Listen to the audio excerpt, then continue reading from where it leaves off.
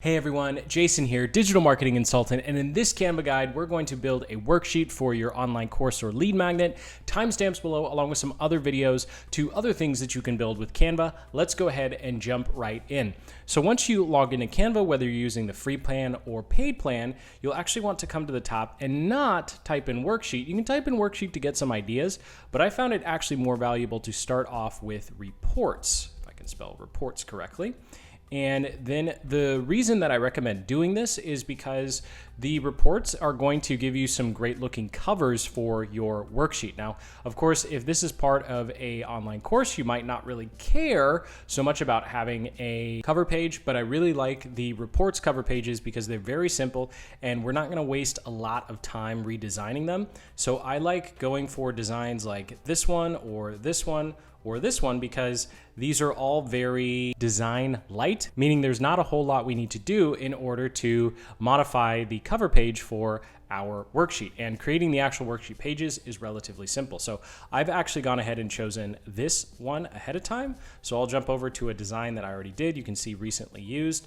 And I'll go ahead and duplicate this and drop in the new cover page. So if you're interested in just going through the actual worksheet pages themselves, go ahead and jump to this timestamp where if we scroll down, we'll actually go through how I built out each one of these pages and hopefully give you some ideas. Here, I'm going to start with the cover page. So we'll go ahead and bring this cover page up. And then all we need to do is, of course, change the text to match whatever type of worksheet we're doing. This one is going to be a goal-setting worksheet. And through the magic of editing, we've gone ahead and changed all the text. And then, of course, we need a different image for our cover. So we can come over here to Elements, and we can click on Photos. Now, if you're using the free plan, you're going to want to, when you search for photos, you're going to want to filter them out so you're only looking at the free ones. But here, let's say goal setting, we want something about productivity. So we could do that. You can see I've tried to prepare for this video ahead of time. The results are always different. Yes, they are. And then we can go ahead and click on photos here. And we can start scrolling through and seeing if there's something that would be helpful. Now, you see I'm mousing over. All of these are pro, and of course, I pay for the pro account, but let's say we need to go free. We can just click the filter and click on free, and then apply the filters. And now we're only looking at images that we can actually use on the free plan. And let's see, less is more, so we can just click and drag that into the background, and that actually worked on the first try. That almost never happens. Let's try another one. They would probably want to modify that. But you can see how you can actually, oh, that didn't work. You can click and drag the image into the background and it will automatically drop it in. And it looks like I really did get it on the first try. So we'd go ahead and probably want to change up the position of this text, or we could just be lazy and change the text color so that it actually shows up. I'm going to change it to an orange, even though that's going to look terrible, but at least you can read it. So of course you can play with the colors and you can play with the text placements, and you can see that preparing for this particular tutorial and video, I went ahead and chose something that represented the reason someone wants to set goals. So you can also think about how are you going to represent the end result of your worksheet, because all your worksheet is a bunch of inputs so that they can get to the result that they ultimately want. So that's all really you need to do with the cover page. And of course, if you don't like your template, all you need to do is come back over here and scroll down. I recommend clicking on financial reports or annual reports, and you can go through all of the other templates they have available to you and create a completely different looking one. So I'll just go ahead and click on this one. Again, here's the timestamp if you don't care about the first page. We'll go ahead and add a new page here. I just want to show you how quickly and easy it is to modify these. So we'll go ahead and say something to the effect of crush your 2021 goals, and we can just put in our company name here. I'll get to actually hyperlinking later. And we could leave the coffee. I mean, people like drinking coffee. I like drinking coffee when I'm trying to crush my goals. Or we could come over here to elements and say something to the effect of win. And let's go ahead and use the chess piece. Yes, we're being super strategic with our goals. And we probably want to move this over a little bit just so we can actually read the text. Crush, you can't read it all. But again, you're just going to have to play with these, and then I'd go ahead and change it to our orange color, which is probably not going to help all that much. No, that does not look good. So we'll just leave, we'll leave it at this blue. There we go. Now it's branded. All right. So hopefully that gives you enough to play with the cover page. And of course, you can always get more advanced later. but that's really all you need to do. Just find a template, go with it. It matters so much more to us than the end user, because your customer, your prospect, they care about what comes next. They care about what is actually in your worksheet. So I recommend having your second page here, just a quick overview of why they should use this worksheet and what this worksheet's going to allow them to do. And if you're using this as a lead magnet, then go ahead and put a giant call to action button on the second page of your worksheet. So here's how I went ahead and put together this one. Again, you can just jump ahead if you just want to look at the actual pages of the worksheet and you don't care about the intro things. So for our second page here, after we have the text, and by the way, this just came out of the template. You can always modify this page however you want, but this is just our intro. So what we can do is we can come over to, if I can remember where to go here, we're going to go to Elements, Lines and Shapes, and then we can scroll down here and we're going to look for this image right here, which is a square or well, it'll be a rectangle, but it starts out as a square with a shadow. So we can actually change these colors. So I'll just try a different color here. I'll do a blue, and then shadow, you also want it to be the same color. So a blue and a darker color or a lighter color in the back. And that was really revolutionary, right? Darker color or lighter color. What other type of color would you? Same colors. There we go. There we go. Now it doesn't sound so silly. So I'm going to click and drag and make this the full width of the page. And then I'll come over to text here and add in our text. Now you do want to say click here when you're doing this, because most people aren't used to clicking links inside of a PDF. So we need to let them know, yes, you should be clicking here.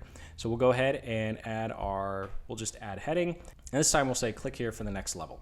And we can come up to our font color here. We'll change it to white so it's nice and easy to read. And then we will click and drag and center it as much as we can with the element. Now it's going to center, the only downside here is it's going to center with the entire element, and you actually only want it to center with the top square or top rectangle, because you don't want to center it with the shadow. So that's why I'm using the mouse to kind of click over to try and get it to at least as much as center as possible.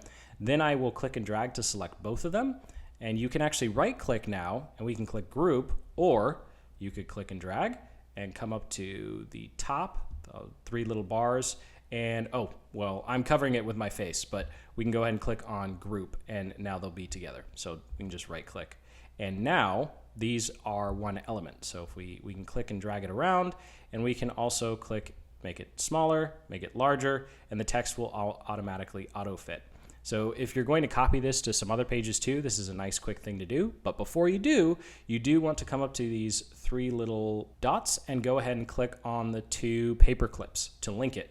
So you can just go ahead and put in your URL. I'm just making something up here. This is not an actual URL. You do want to include the HTTP and 3 Ws, just because some PDF readers are a little wonky with how these work. So you just want to put in everything. I recommend just copying and pasting. Don't type it out like I did. I've had some times where I put the wrong colon in the wrong place, like I just did. So we'll go ahead and leave that fake URL alone.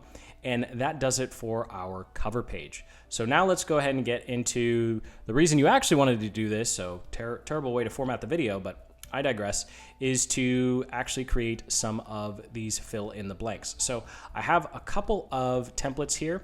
Now, if you don't want to build your own and you want to start off from Springboard from something else, so all of these will go through how to build them. You can come back up to templates here and just type in worksheet, and you will actually get a couple of worksheet ideas. So you can click in here and you can see these different worksheets.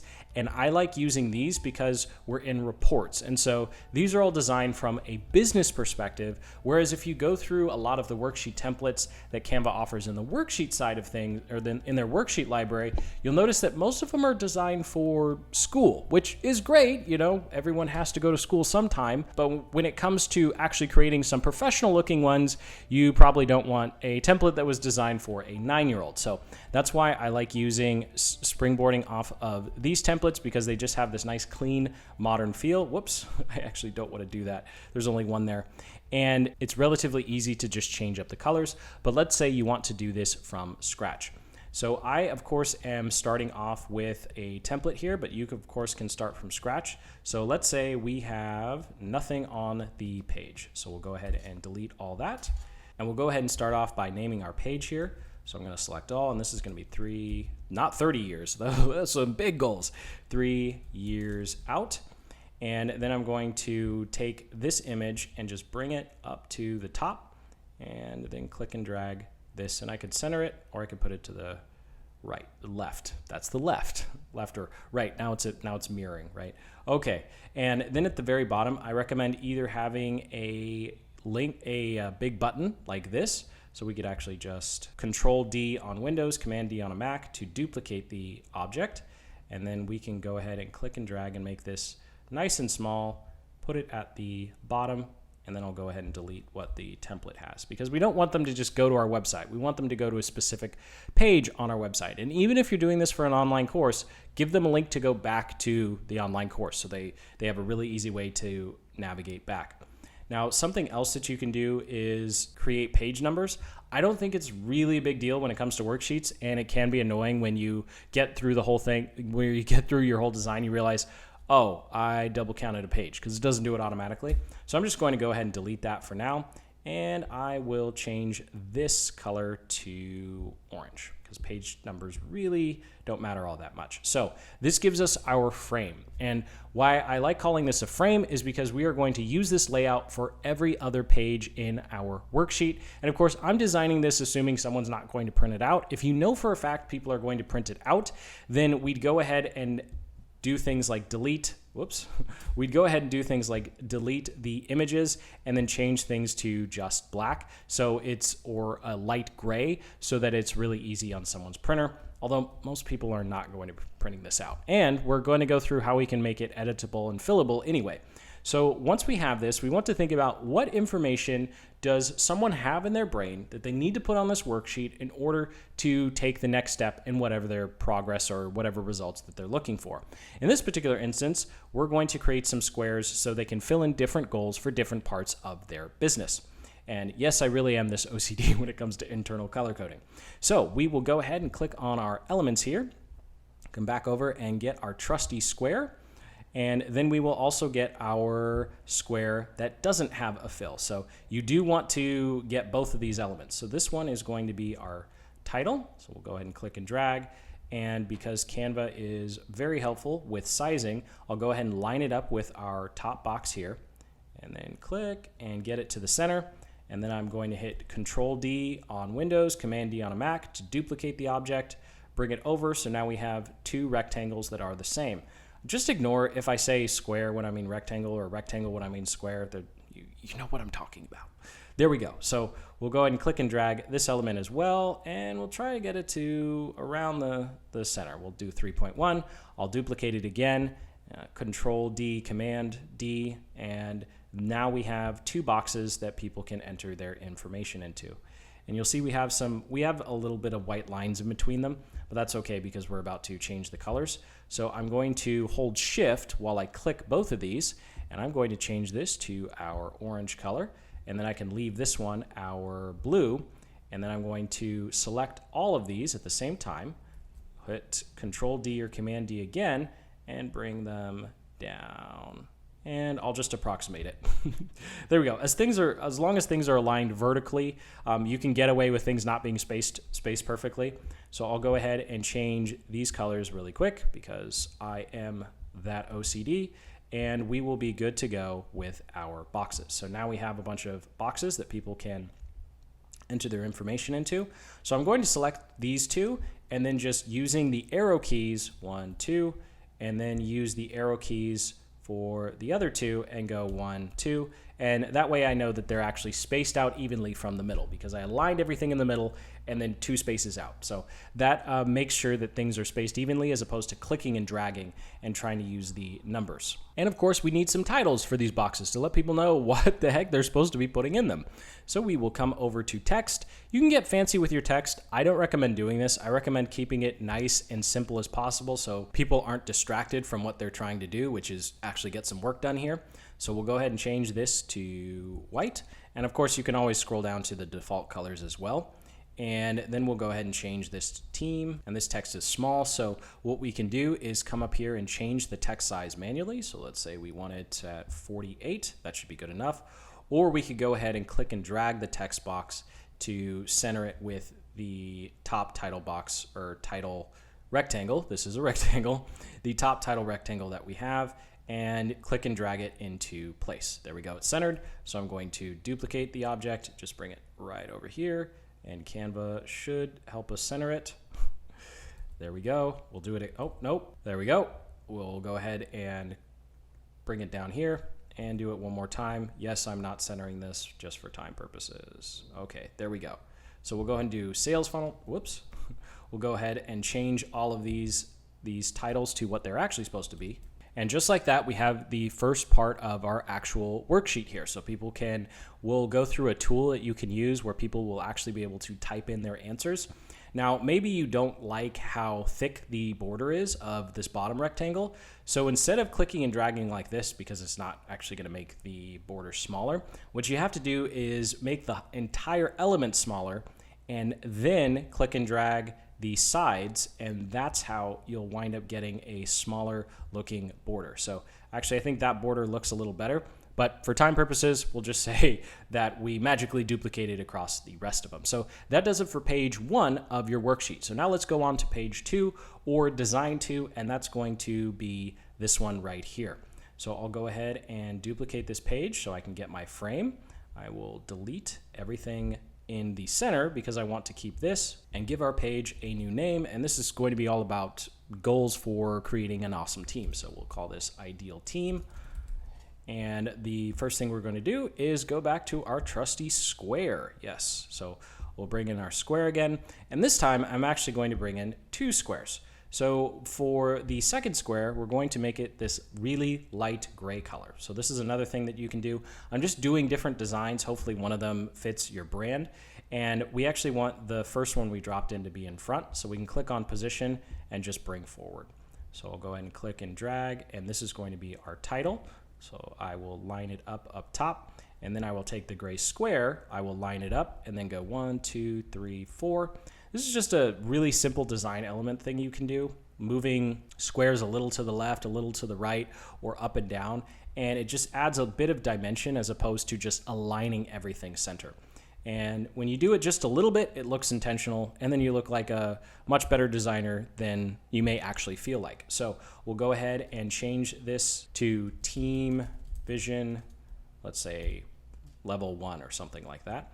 And we'll just change the text to white so it's nice and easy to read once we move it. Once we do move it, there we go. And I will align that, and then I can just click and drag, bring it over, and we'll just increase the font size until it doesn't fit anymore. So there we go. That's good enough. And now I will just click and drag and make it centered. So we have Team Vision. I'm going to go ahead and change the color to orange. Whoops, not that color.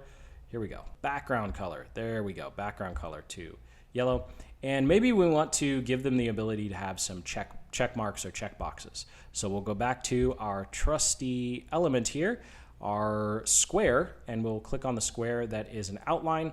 We're going to click and drag to make the outline itself smaller, and then we will click and drag the right and left to bring it back to a square. So you see that it is actually telling me in the black numbers that are showing up the width and height. So that's how you can make sure that you have things the same size if that's really important to you.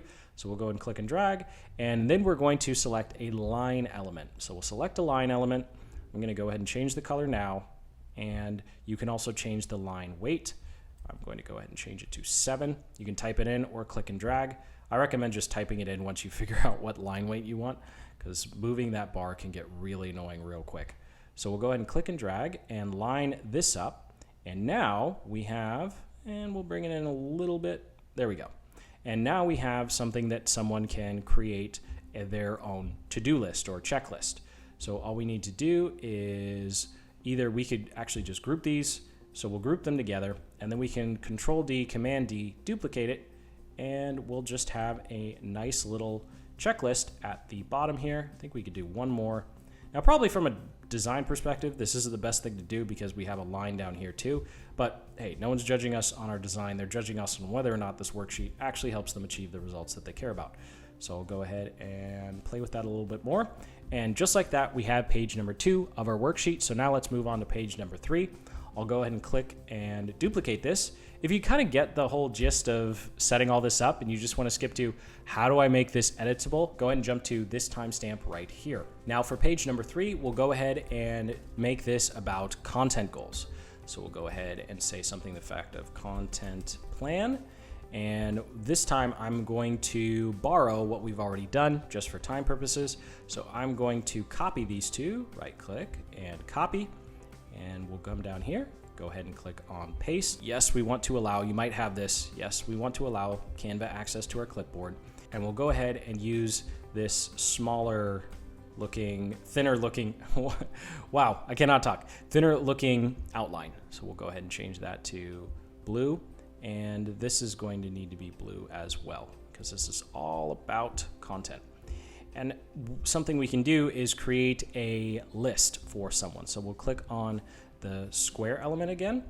And what we're going to do is have an alternating list here, kind of like a table. So people can create a list that is custom tailored to them. And again, we'll go through exactly how to do this. But all you need to do is have 2 square elements and then make one white and one gray. So we'll go ahead and click on this one and we'll make it white. The reason that you want 2 is because it's going to be a lot easier to space things out. And if you let me click, come on Canva, sometimes you just have to hit escape and then click back into what you want. There we go. And escape again. So we have a white one and a gray one, and then we'll select both. Select both. Come on, there we go. I'm leaving this in so you know, like when you're trying to click something and you're like, why won't it select? You're not alone. You're not alone. It just happens sometimes. And all we're doing is duplicating these 2 and dragging them down. So we have a nice looking alternating list. And then what we need to do is come back through, click on each one of them. And you can't do the select on this one, and you'll see why in a moment. But we will hold shift while we select each one, while we attempt to select each one. There we go. Thank you, Canva. And we will go ahead and duplicate it. We will come over to our other list here and we will select everything now. You do need to click each individual one for this to work, and we will come to position and send to back. And then we can click and drag our 2 outlines here. Whoops, you have to do them individually, forgot that. Bring them down, and now we have this nice looking alternating colored list where someone can go ahead and enter their information. So that does it for this page. And if all else fails, you have the basic gray text box. So what we can do is come down here. Maybe we want to give people the ability to just write out their own notes. So I'll go ahead and change this to black text here. And we will go ahead and click on align to the left. And we will change, oops, I forgot to change these. This should be primary and backup. There we go. And we'll click on our gray box element, or our element. We're going to make it gray. We're going to make it gray. And this is another way to quickly create some text boxes. And again, this works really well if you're confident that people are not going to be printing it out. If you think people are going to be printing this out, then go ahead and maximize the use of white space, aka using this element where it's just an outline of a text box as opposed to a gray box where they're going to enter information. So we could just say notes. And that does it for our worksheet pages. So I'll just go ahead and scroll through. These are the ones I came up with ahead of time just to try and save us for time purposes. And then I can go ahead and delete these other elements that came with the template that I chose. So now it's time to actually download it. So we'll go ahead and I'm just going to take note of which page to start with, right? So I'm going to start downloading at page number 4. So we can come up to our 3 little dots up here. We'll click on download. And we will click PDF for print. That just means it's going to be a little higher quality. You don't want crop marks and bleed because we're not printing this out. And I will go ahead and select number 4 all the way down, and we'll just select all of everything that we've done. And I'll go ahead and click on done, and then we can download. We'll wait for my slow internet. And now our worksheet is done and ready to go. Okay, just kidding. We do have a couple more steps here. And I can also go through what I recommend doing for actually sharing it. So I'll go ahead and X this out, and we have our file here. If we were to open it up, we'd have our PDF. It would look nice, but it wouldn't actually be editable. So what we need to do is go over to a site called PDF Escape.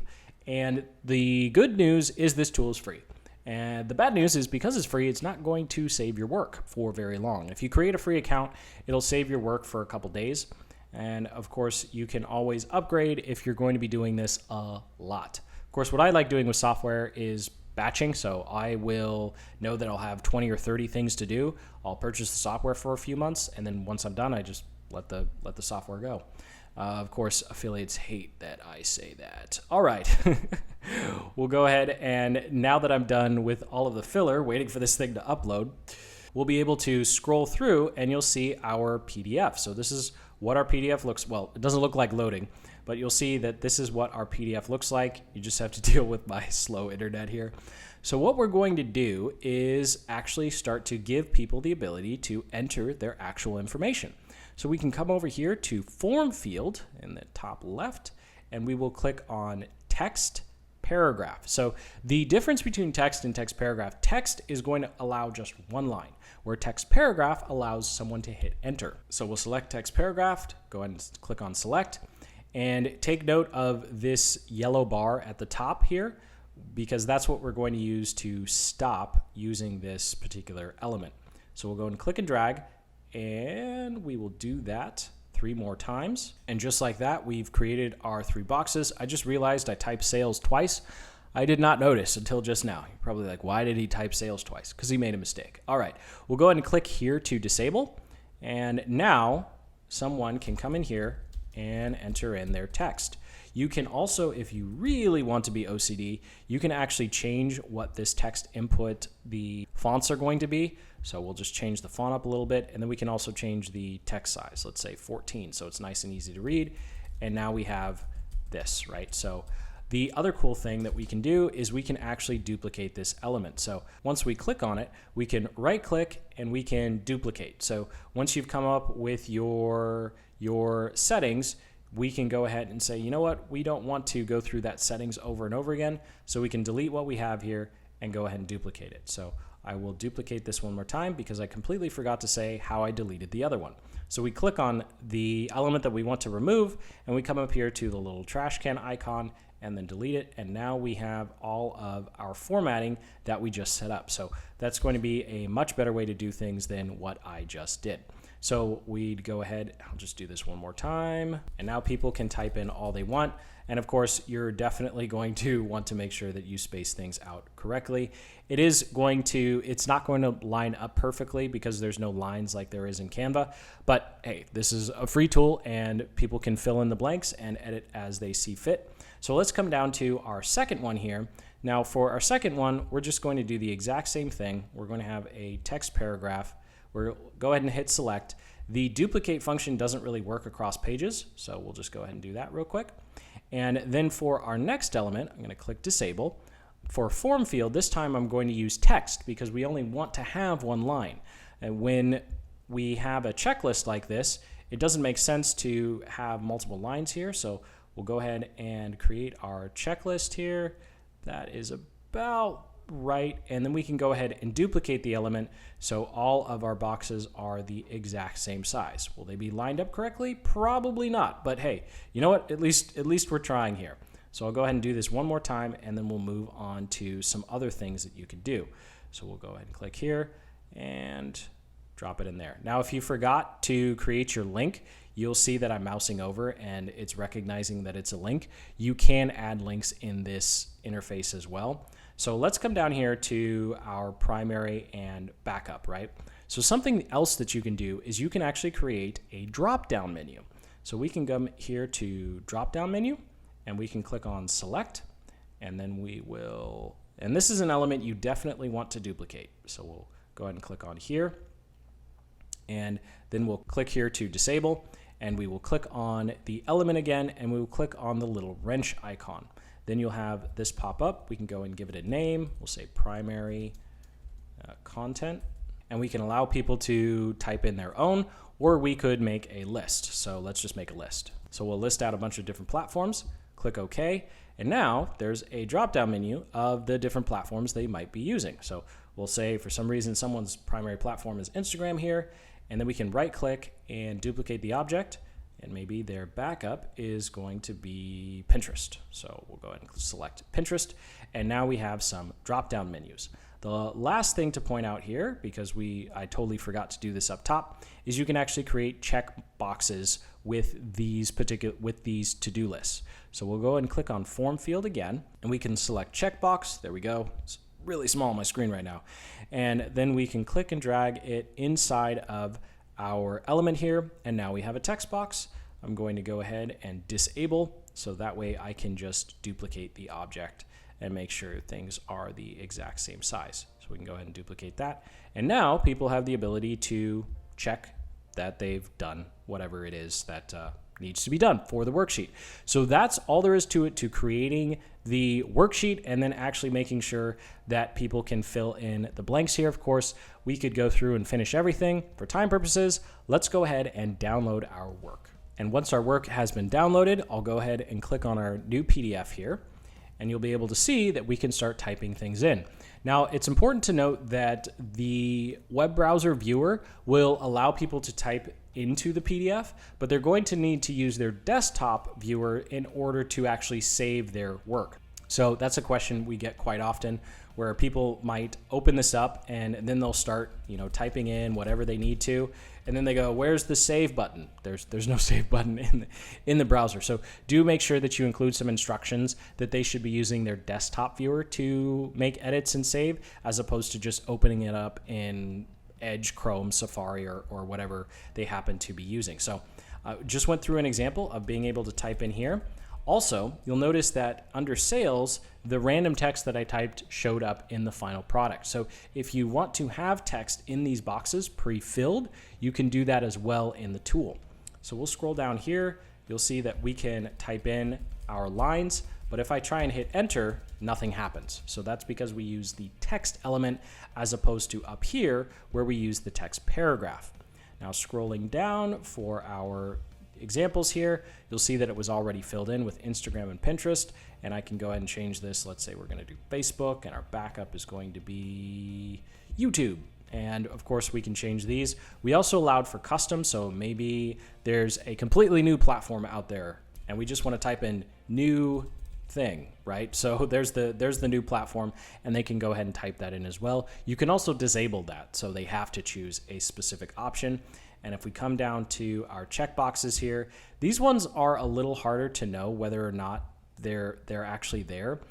So this works better if it's with an online course and there's a demo of you actually clicking that you can select things being done. Because as you can see, I can't really tell the difference between this box and this box, where this box there's a check mark and this one there is not.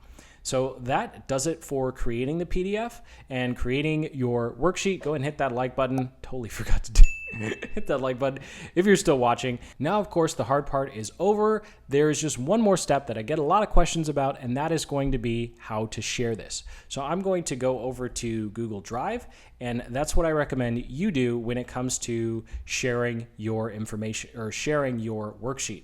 So all you need to do is inside of your Drive, go ahead and create a new folder and name it something to the effect of, you can see I have one for public folders, and then I have one for a specific course. So here I'm just going to say public so that I know that this is something that's being shared externally. I highly recommend having a folder just for things you share. Don't mix internal and external things, because it's so easy to accidentally screw up a sharing setting. So we'll go ahead and create that. And then what we'll want to do is right click and click on share. Now I'm using a personal drive. You can do this with team drives as well, depending upon your settings. And we can go ahead and change the link sharing, and we will go ahead and say anyone with a link. So now anyone with a link can view this particular, any files in this folder. This doesn't mean they have access. They still have to have a link. And no, people are not going to randomly come across it on the internet. It's really, really hard to scrape Google Drive. So what you want to do here is go ahead and upload your PDF here. So we'll go ahead and click on upload files. I'll just click on new because I'm right clicking. So we can click on upload files. you can see the file that we just created. So we're going to choose the one at the top here because that's the one that's actually editable. And by the way, Google Drive, when they preview the PDFs, it's not going to be editable. So don't freak out when you're looking at it, you're like, I can't edit anything. Google Drive just doesn't have that feature natively. So here's our PDF. And now what we want to do is right click on it. We're going to click on share. And you can see that it's already set to anyone on the internet can view with a link. So we can go ahead and copy link. And the link we just copied, that's what you put inside of your emails. That's what you put inside of your online course. And that's how you can share your worksheet. And of course, Google Drive, you have up to 15 gigs with the free plan.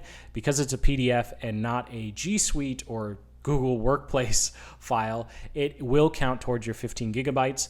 And of course, you can do the same thing with Box or Dropbox or even Microsoft 365 and OneDrive. And of course, the advantage here is when you do things this way, no one is going to have access to this folder. They can only see the one file. So you can put all your different files that you're sharing in this public folder and share them individually. No one's ever going to be able to come in and find all of your other things. And this is the best way to share files. You can't stop piracy. Someone who's going to steal your stuff and ask for a refund will do that irrespective of any sort of extra privacy features or locking features you try and put in. You're ultimately just going to ruin the prospect or user experience trying to be really, really controlling with how people access files. So that does it for creating your worksheet. Go ahead and comment below with any of your worksheet or general Canva questions. Hit that like button if you're still with me. That was a long one, but hopefully you have everything you need now to create your worksheet, make it so it's fillable and editable. I still can't say that. And of course, how to actually share it inside of your emails or online course. So hit that like button and subscribe for more deep dive Canva tutorials and videos on how to grow your online business. And until the next, keep building the business you love.